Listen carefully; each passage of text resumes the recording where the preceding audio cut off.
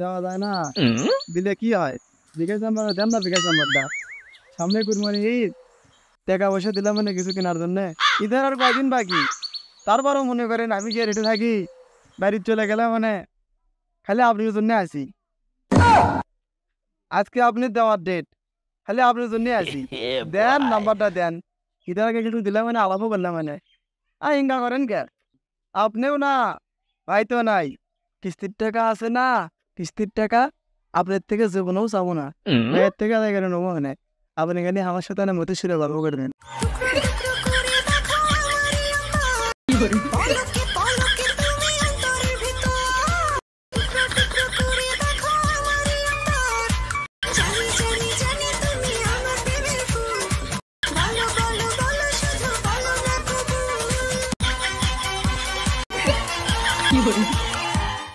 বয়াচ্ছাল কি ব্যাপার ফতে বেগম আরো নেঙ্গা বাইরে বসে আছো গে? বাড়ির নিয়ে যার পাওনি আরো বাড়ি নিয়ে যাও, তা নাস্তা ছিল।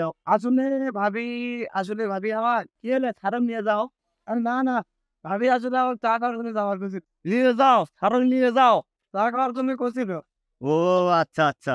বুঝলেন ভাই, আপনার জন্যই বসে আছি অনেকক্ষণ থেকে, মনে করেন 2 ঘন্টা থেকে বসে আছি। দেন, তা আমাকে বিদায় করেন ভাই, ছুটি শুরু হয়ে গেছে।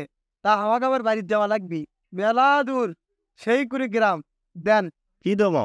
টাকা দেন, টাকা দেন নানু রে, ও নানু টাকা দেন আমারে, এ ভাবির নানু, নানু রে।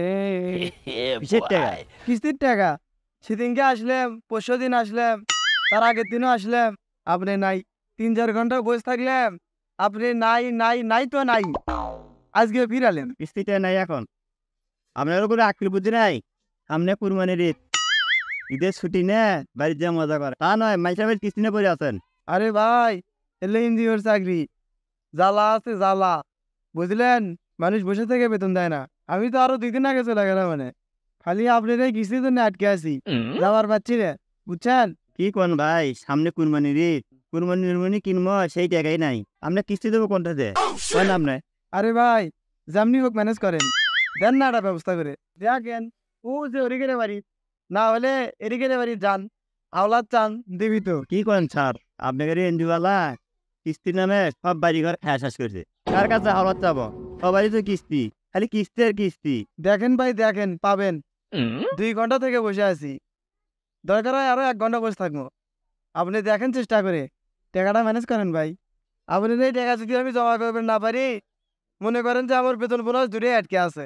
আপনার এই কিস্তি জমা না দিলে আমার বেতন বোনাস দিবে ভাই।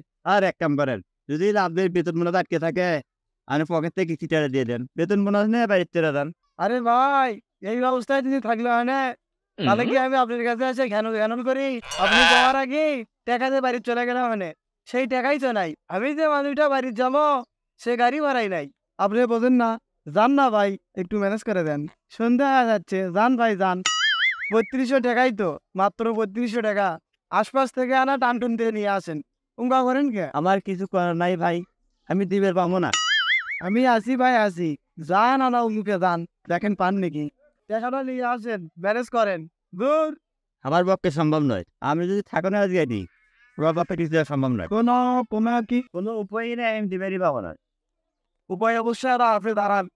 ওই করবো আপনি নয়, হ্যাঁ বলে দেখ আমার একটু হবে। কি হয়েছে? সমাধান তো হয়েছেই। তুই আমার কাছে সাহায্য তো আবার তুই অফিসের কি পাস করামো? আপনি বুঝছেন না তো ভাই, এই গরুটা বেশি তো হয়ে গেল।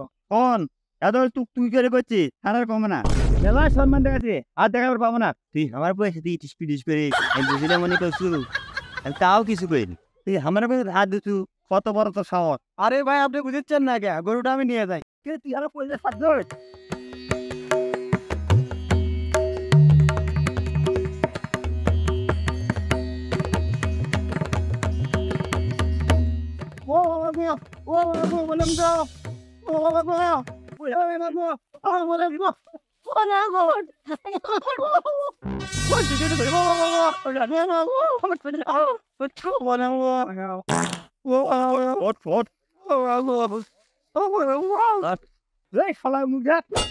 এক বছরে আরো পায় থাকবে দেবো না কিস্তি দেয় না সব দেবো না আমাদের মন চাইবিস এমনি অফিসে কিস্তি দেবো যা শালা